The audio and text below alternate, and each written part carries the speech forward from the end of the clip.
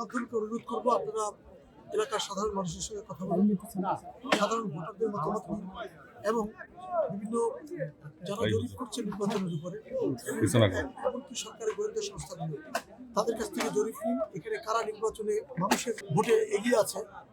আপনারা সেটা শুনে বুঝতে পারবেন যে এখানে নির্বাচনের অসুবিধা সৃষ্টি করার জন্য আমাদের কোনো কারণ নেই। আমরা স্বতন্ত্র প্রার্থী, অসহায় প্রার্থী।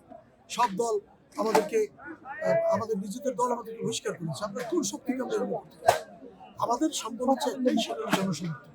সেই জনসমর্থনকে সামনে রেখে আমরা একটি অবাধ এবং নিরপেক্ষ নির্বাচন চাই।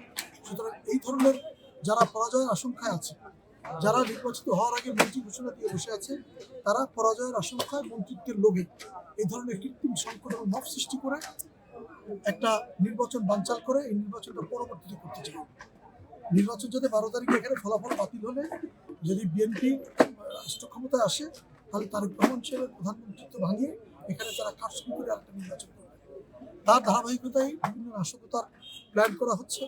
আমাদের অফিস ভেঙে আমাদের বিরুদ্ধে বিস্ফোরক দ্রব্যের মামলা দিয়েছে, যেখানে বিস্ফোরকের ব শব্দটি উচ্চারণ হয়।